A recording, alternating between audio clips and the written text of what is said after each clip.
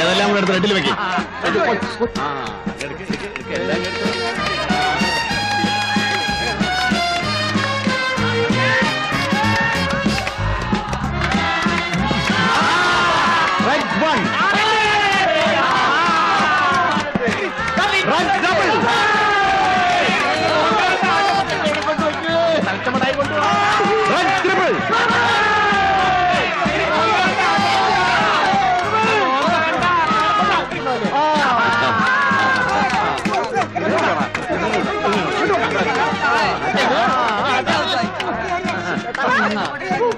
Token കൊടുക്കണ്ട, സംഗതി പ്രശ്നമാവും.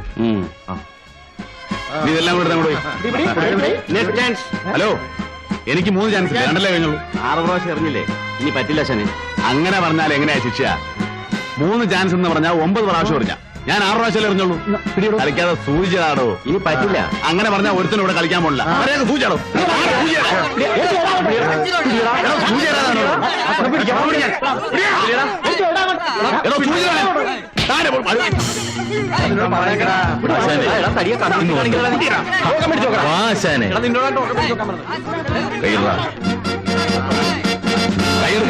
ഉള്ള കാശ് മാറ്റി പോരാ.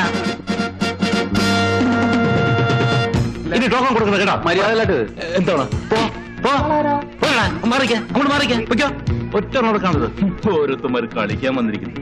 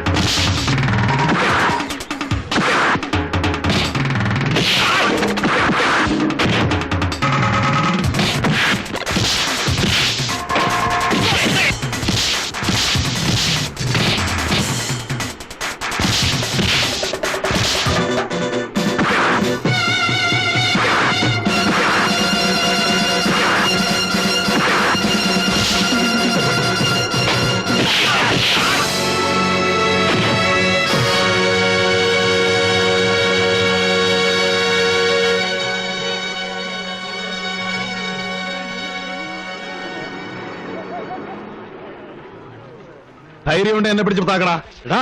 ഇന്ന് ഞാൻ പോയി ടോക്കന്മാർ കാശ് വാങ്ങിച്ചോണ്ടാ ചെല്.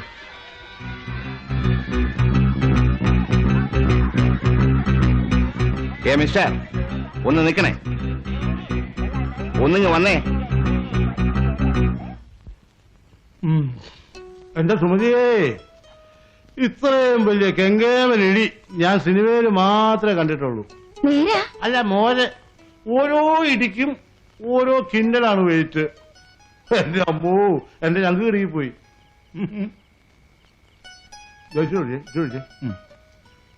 നമ്മുടെ ഭരതനാശാനെ നമ്മൾ വിചാരിക്കുന്ന കാര്യമല്ല.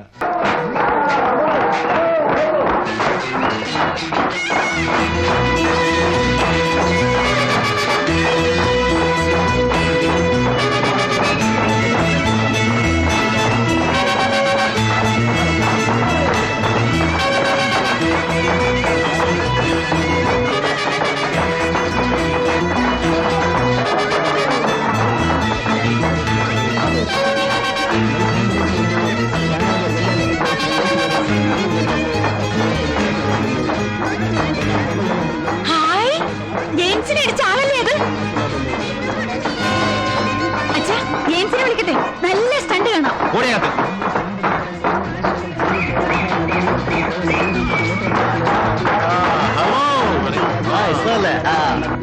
ആ ടോക്കൺ വേണം. ടോക്കൺ ഇല്ല. പിന്നെ ആയിരിക്കുന്നത് വാഴപ്പണ്ടിയാണ്. ടോക്കൺ തരാൻ പറ്റില്ല. അതിന്റെ കാരണമല്ലേ ചോദിച്ചത്. പറയാൻ സൗകര്യമില്ലെങ്കിലോ?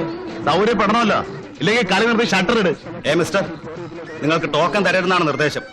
കാരണം അറിയണമെങ്കിലേ ഭായിയോട് പോയി ചോദ്യം. ഭായ്? ഏത് ഭായ്? ഞങ്ങൾ കാശാണോ തരണം? ഉള്ള കളിക്കാതെ ടോക്കൺ താടോ. മര്യാദക്ക് ടോക്കൺ കൊടുക്കണോ? ടോക്കൺ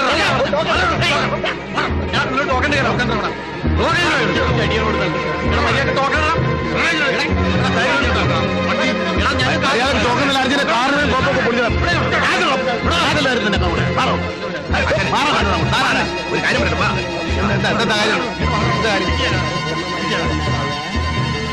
എന്താ കാര്യം? എന്താ ആശാനെ, നിങ്ങളെപ്പോലുള്ളവർ ഇതുപോലെ നിസ്സാര കാര്യത്തിന് വഴക്ക് കൂടിയാലോ? ഞാനില്ലേ ഇവിടെ. എന്ത് പ്രശ്നം ഉണ്ടായാലും നമുക്ക് പരിഹാരം ഉണ്ടാക്കാം. ആ നേർന്ന് കേട്. കൈയെടുക്ക്. ഇരിക്കെ. എന്താ കാര്യം? കാര്യം എന്താന്ന് പറ. അങ്ങോട്ട് ഇരിക്കുന്നേ. ആ, കുടിക്കാൻ ചായയോ കാപ്പിയോ അതോ ഒന്നും വേണ്ട. എന്തെങ്കിലും? ഒന്നും വേണ്ടെന്ന് പറഞ്ഞില്ലേ? ഇയാൾ കാര്യം പറ. പറയാം. എന്താ പേര്? ഭരതൻ. എന്റെ പേര് ചന്ദ്രപ്പൻ. സ്നേഹമുള്ള ഒരു ബായി എന്ന് വിളിക്കും. 23 വർഷമായി ഞാൻ ഈ കാർണിവലിനെ ചുമക്കാൻ തുടങ്ങി. വാ വാ വാ. ഇതാണ് എന്റെ മകള് റാണി. ഇതല്ലി എന്റെ ഭാര്യ. രണ്ടാം ഘട്ടാണ്. അതെന്തോ ആവട്ടെ, നിങ്ങൾ എന്തിനാ എന്നെ വിളിപ്പിച്ചത് അത് പറ. എനിക്കൊരു അപേക്ഷയുണ്ട്. നിങ്ങൾ ദയവായി സൂചിയേറിൽ പങ്കെടുക്കരുത്. കാരണം? മിസ്റ്റർ ഭരതൻ, 50,000 രൂപയാണ് പൂരം കമ്മിറ്റിക്കാർക്ക് ഞാൻ തറവാടകയായി കൊടുത്തത്. പോലീസിനും പഞ്ചായത്തിനും വേറെ. 10-200 ജോലിക്കാര്, അവരുടെ ശമ്പളം, മറ്റ് ചെലവുകൾ. ഒരു ദിവസം ചുരുങ്ങിയത് 15,000 രൂപയെങ്കിലും വരുമാനമുണ്ടായാലേ ഇത് നഷ്ടമില്ലാതെ കൊണ്ടു നടത്താനാവൂ. നഷ്ടത്തിൽ നടത്തിക്കൊണ്ടുപോകണമെന്ന് ഞാൻ പറഞ്ഞോ? എന്ന് ഞാൻ പറഞ്ഞില്ല. പക്ഷേ ഭരതനെ പോലെ 3-4 പേര് വിചാരിച്ചാൽ എനിക്കിത് അടച്ചുപൂട്ടി സ്ഥലം വിടേണ്ടി വരും. മരണക്കിണർ, മാജിക് ഷോ, മിനിസു, ഇവയിൽ നിന്നും മറ്റും കിട്ടുന്ന വരുമാനം കൊണ്ട് എന്താവാനാ? സൂചിയേറാണ് കാർണിവലിന്റെ പ്രാണവായു. സൂചിയേറെന്ന് പറഞ്ഞാൽ അത് വെറും ഭാഗ്യം മാത്രമല്ല, അതൊരു പ്രാക്ടീസും കൂടിയാണ്. ഉന്നം തെറ്റാതെ എറിയാൻ അറിയാവുന്ന ഒരാൾ വിചാരിച്ചാൽ ഞങ്ങളെ തോൽപ്പിക്കാൻ എളുപ്പമാണ്. എല്ലാ സ്ഥലത്തും നിങ്ങളെപ്പോലുള്ള ഒരു ഭീഷണി ഞങ്ങൾക്കുണ്ടാകാറുണ്ട്. അങ്ങനെയുള്ളവരുമായി ആദ്യമേ സന്ധിയിലെത്തുകയാണ് ഞങ്ങളുടെ പതിവ്. പറയൂ, നമുക്ക് എങ്ങനെ ഒരു ഒത്തുതീർപ്പിലെത്താം? ഒത്തുതീർപ്പിന് ഞാൻ തയ്യാറല്ലെങ്കിൽ എനിക്കിത് അടച്ചുപൂട്ടേണ്ടി വരും.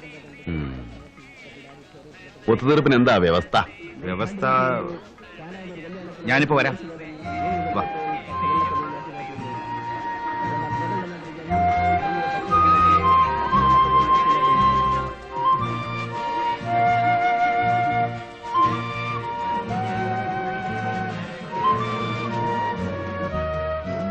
എന്തായി ഭായി? എന്താ പറഞ്ഞേ?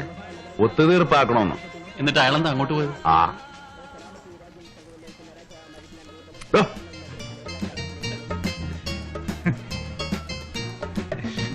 താനെന്തായി കാണിക്കുന്നത്? ഒന്നുമില്ല. താൻ ടൗണിൽ ക്യാബറ നടത്തിരുന്ന ആളല്ലോ? ഞാൻ ലോബോ, ഫോർട്ടൂച്ചിലാ വീട്. അന്ന് ക്യാബറയായിരുന്നു പണി. ഇപ്പൊ ഇവരുടെ കൂടെ റിക്ക ഡാൻസാ. താൻ ഇതിനിടയ്ക്ക് എവിടെ പോയി? അവിടെ വരെ. ഇത് വെച്ചോ, ഒരു പാരിതോഷികമായി കരുതിയാൽ മതി. എനിക്ക് വേണ്ട. എണ്ണി നോക്ക, പോരെങ്കിൽ പറ. എന്തിനാ എനിക്ക് കാശ് തരുന്നത്? ഭരതൻ ഇവിടെ വന്ന് എന്നെ ശല്യം ചെയ്യരുത്. എന്റെ തൊഴിലിനൊരു ഭീഷണിയാവരുത്. അതുകൊണ്ടാ. ഞാനൊരു ബുദ്ധിമുട്ടുകാരനാണ്, എന്നാലും ഞാനിത് വാങ്ങില്ല. സൂചി എറിഞ്ഞ് പണക്കാരനാകാമെന്ന് കരുതിയല്ല ഞാനിവിടെ വന്നത്. ഞാൻ നിങ്ങൾക്ക് ഭീഷണിയാണെന്ന് പറഞ്ഞില്ലേ? വാസ്തവത്തിൽ നിങ്ങളാണ് എന്റെ തൊഴിലിന് ഭീഷണിയായത്. ഞാനും എന്ത് തൊഴിലാ ഭരതൻ ചെയ്യുന്നത്? ആനമയിലൊട്ടകം, മുച്ചീട്ട്, നാടകുത്ത്, പിന്നെ ഒരല്പം മാങ്ങ കച്ചവടം. 4-5 കുടുംബങ്ങൾ കഴിയുന്നത് ഇതുകൊണ്ടാണ്. നിങ്ങളുടെ കാർണിവൽ വന്നതുകൊണ്ട് ഞങ്ങളുടെ കഞ്ഞൂടി കൂട്ടി. ആയി എന്നെ ഓർത്ത് ഉറങ്ങാതിരിക്കണ്ട. ഞാൻ കാരണം ഇത് പൂട്ടേണ്ടി വരില്ല, തീർച്ച. പിന്നെ വ്യവസ്ഥ എന്നൊക്കെ വെറുതെ ചോദിച്ചതാ. പോട്ടെ. നിക്കേ. നല്ലതായാലും ചീത്തയായാലും ഒരു തീരുമാനമെടുക്കാൻ ഞാൻ അധികം സമയമെടുക്കില്ല. ഈ പൈസ എടുത്തപ്പോഴേ എന്റെ മനസ്സ് പറഞ്ഞു താനിത് വാങ്ങിക്കില്ലെന്ന്. എങ്കിലും ഒന്ന് ക്ഷമിച്ചെന്ന് മാത്രം. തന്നെ എനിക്ക് ബോധിച്ചു. ഒരു ജോലി തന്നാൽ താനത് സ്വീകരിക്കുമോ? പെട്ടെന്ന് എങ്ങനെയാ ഇതിനൊരു മറുപടി പറയാം? ധൃതിയില്ല. നാളെയോ മറ്റന്നാളോ അറിയിച്ചാൽ മതി. 10 പവന്റെ സ്വർണം, 15 രൂപ സ്ത്രീധനം, അതാ അവരുടെ ഡിമാൻഡ്. അവരുടെ യോഗ്യത വെച്ച് നോക്കുമ്പോ ഇത് കൂടുതലാണെന്ന് ഞാൻ പറയില്ല. കൂടുതലാണെന്ന് ഞാനും പറഞ്ഞില്ല. സ്വർണ്ണം അവൾക്കുണ്ട്. കയ്യിലുള്ള കാശും ബൈക്ക് വിറ്റതും കൂടെ ചേർത്ത ഒരു 10 തയ്ക്കാം. പിന്നെയും വേണമല്ലോ കല്യാണ ചെലവ് വേറെ. എന്ന് നടത്താന്നാ അവര് പറയുന്നത്. ഈ മേടമാസത്തിലാകാന്നാ പറഞ്ഞത്. നമ്മൾ പ്രതീക്ഷിക്കാതെയും ചോദിക്കാതെയും ഒക്കെ കിട്ടുന്നതിനെയാണ് ദൈവഹത്യ എന്ന് പറയുന്നത്. അതുകൊണ്ട് തന്നെയാണ് ഞാൻ പറയുന്നത്, ആശാൻ ആ ജോലി ഒരിക്കലും വേണ്ടെന്ന് പറയരുത്. തന്നെയുമല്ല, ആശാൻ ഇതിൽ നിന്നൊരു പുരോഗതി ഉണ്ടായാൽ അതിന്റെ ഗുണം ഞങ്ങൾക്കും കൂടെ അല്ലേ? അതുമല്ല ആശാനെ, വനജയുടെ കല്യാണത്തിന് കുറെ പൈസയുടെ പോരായില്ലേ? ജോലി സ്വീകരിക്കണമെങ്കിൽ ആദ്യമേ കുറെ പൈസ അഡ്വാൻസ് ആയി തരാൻ ഭായിയോട് പറയണം. അത് കിട്ടിക്കഴിഞ്ഞാൽ നമുക്കുള്ള കല്യാണം ഭംഗിയായി സമയത്തിന് നടത്താം. തരും, തീർച്ചയായും തരും.